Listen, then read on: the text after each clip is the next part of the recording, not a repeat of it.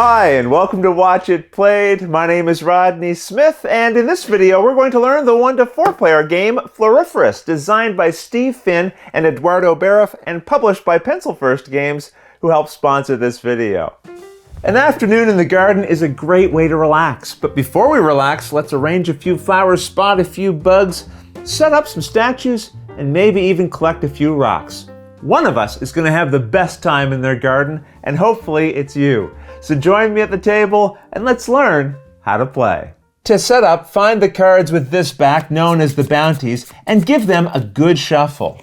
Deal 3 of them face up in a row, and then return the rest of the box, setting these rock tokens nearby. Then take the garden cards, which have this back, and shuffle them, dealing a row of 5 under the bounty cards, but keep the second and the 4th one face down. Make sure you don't look at them. We'll assume we have 3 players in this video, and in that case, you deal another row of cards underneath the first one, but all of these you keep face up. You also add a rock to the 1st, 3rd, and 5th card. Then deal another row face up, putting a rock token on each of them. You're now finished dealing the garden cards and can set the rest of the deck face down nearby.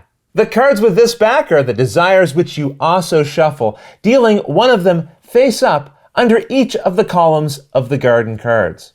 And when you're finished, you then set the rest of this deck face down nearby. If you have 2 or 4 players, check the back of the rulebook where you'll find instructions for how to adjust the layout of the cards, including a way to set up a longer extended game if you have 2 players. And I'll just mention the rules for a solo game we'll address a little later. This is the cup of tea card, and you just set this somewhere in the middle of the play area. Now each player collects one of these gardener pawns in their chosen color and the 3 matching flower tokens. Randomly choose a starting player and have them set their pawn to the left of the first row of garden cards. Then each other player in clockwise order sets their pawn by the next rows down so that it looks something like this. To make things a little easier for me to move around on screen, I'm going to be setting everything here on a board that I have, but otherwise, that's the setup.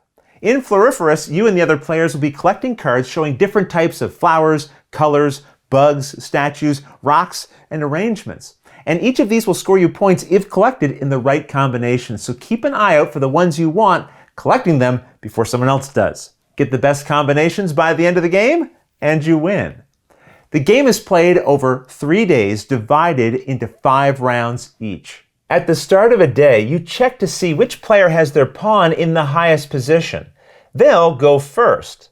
They then pick any one of the cards in the garden from the very first column. Now the garden is made up of all of the garden cards, plus the desire cards here at the very bottom. So they could go and pick this one if they wanted to as well. Once they've made their selection, and let's say our blue player here chooses this daisy, they collect any rock token on top of their chosen card and put that in front of themselves, and they collect the chosen card as well and put that in front of themselves also. Then they set their pawn into the space where their selection came from. Now the player with the next pawn down takes their turn, in this case the green player, and they do the same thing, picking one of the remaining cards in the first column, collecting it, and then placing their pawn in that position. And you keep doing this until every player has taken 1 turn.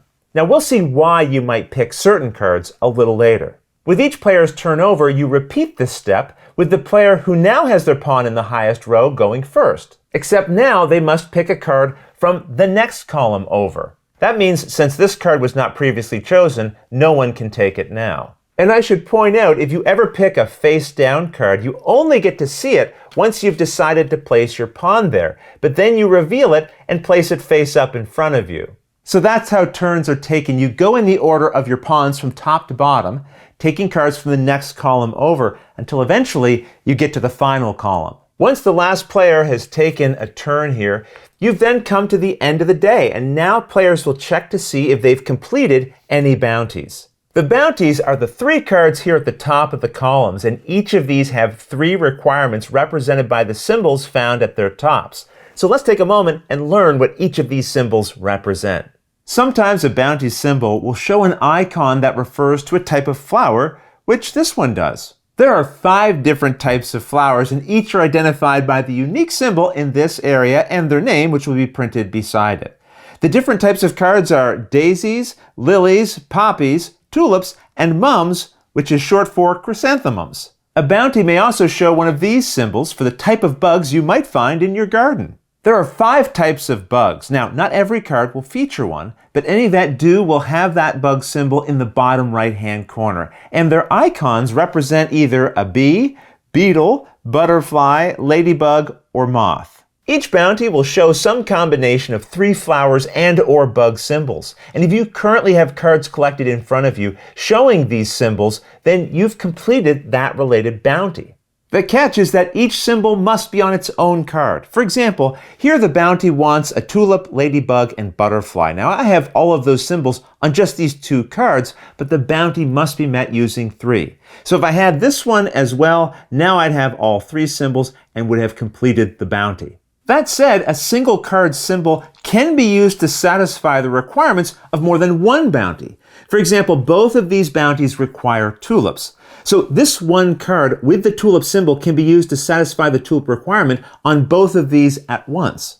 If you've completed a bounty at the end of the first day, which we've come to at this point in the video, then you set one of your flower tokens into the leftmost column of that bounty. Now we'll see in a moment how you set up and play a second and third day of the game, but if you've completed a bounty at the end of the second day, put a token in the middle column of that bounty instead, and on the third day, you set it onto the rightmost column.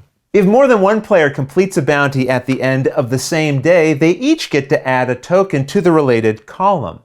And it's possible to complete more than one bounty at the same time. But once you have one of your tokens on a particular bounty, you won't be able to add any more of your tokens to that one.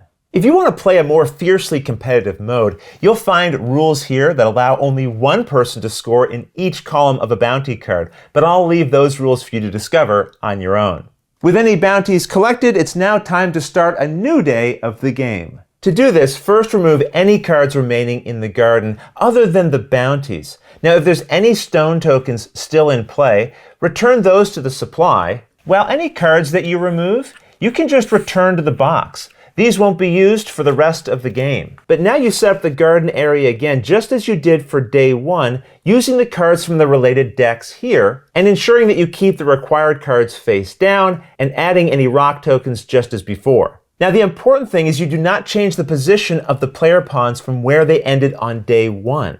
During day 2, you'll follow the turn order going from top to bottom as usual, but now you'll move from right to left. So this player would take a card from somewhere in this column, add it to the cards they've collected in day 1, and then set their pawn in the empty space. Now I realize we have only discussed some of the cards you can collect and why you might want to collect them when it comes to completing bounties. But there are several other reasons to collect cards, and we'll discuss all of these once we explain the end of the game and final scoring, as this is where their purpose will become the most clear. But for now, just trust me that why you will want certain cards over the others will make sense a little later. After you've finished day 2 and placed any markers for bounties you've completed, you'll again remove all the remaining cards from the garden, returning them to the box, and then set up a new garden again, following the usual steps. And this will start day 3, but this time you'll go from left to right again. When the players have finished the third day,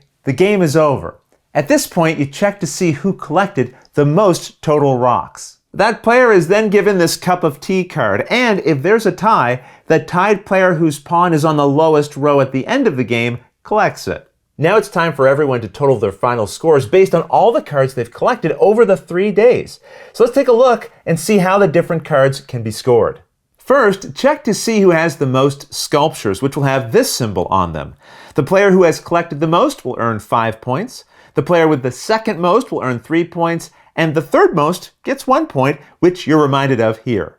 Just note that in order to score any points from sculptures, you must have at least one of them. A player with no sculptures can't score any points from these cards. If players are tied for any of those positions, they each get the points. So 2 people tied for second most would each earn 3 points. Some cards you can collect are known as arrangements, showing this symbol. Check the other 3 symbols shown to its right, and if you have one of them showing on any other cards you collected, score 1 point. If you have 2 of the symbols, score 3 points, and if you have all 3, score 5. Now, each arrangement can only be scored once, even if you have multiple sets of the requirements. And unlike bounties, a single card you have can satisfy more than one of the requirements. So this one here satisfies both the flower and bug requirement. There's also a new symbol here we haven't discussed before, and this represents the color of a flower. There are 5 possible colors of flowers, and these will be shown in their artwork, but also in the background behind the flower symbol here, as well as in the shape surrounding the symbol. You'll find white, yellow, orange, pink, and purple. If you collected any desire cards, you should check those over as well. These are the smaller cards that made up the bottom row of the gardens each day, and they will provide you with various ways to score the other cards you collected. For example, this one earns you 2 points for each daisy you have, while this one scores you 2 points for every orange flower you gained, and this one scores 3 points for each butterfly you collected. Each of these desires scores you points for how many of the same thing you might have, either the same types of flowers, colors, or bugs. Let's use the flowers as an example. How many points you can score from this is based on the values here. If you have just one of a type of flower, you gain no points. But if you have 2 matching flower types, you gain 1 point. Having 3 of the same, it gains you 2 points. 4 of the same would gain you 4 points, and you get 7 points for having 5 of the same flower.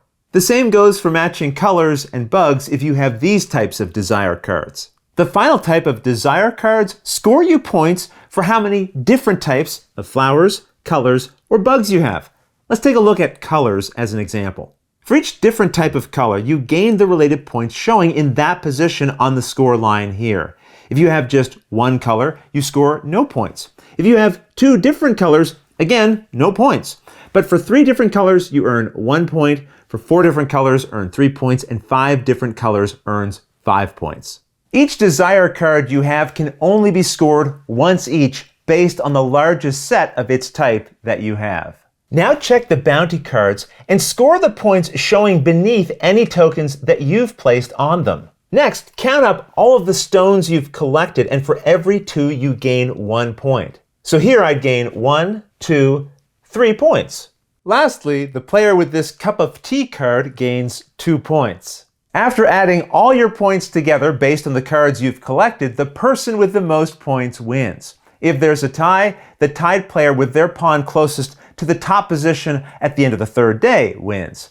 So when gaining cards, you'll want to collect the ones that work best together to earn you the most points. The game also comes with rules and components for solo play, where you'll take on a pesky guest in your garden, the crow, but those I'll leave for you to discover on your own.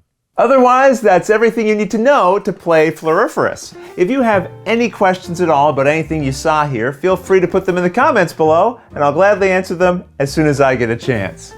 You'll also find forums for discussion, pictures, other videos, and lots more over on the games page at Board Game Geek, and I'll put a link to that in the description below. And if you found this video helpful, please consider giving it a like, subscribing, and clicking that little bell icon so you get notification anytime we post a new video. And if you'd like to support us directly, you can join our Patreon team, which I'll have linked below. But until next time, thanks for watching.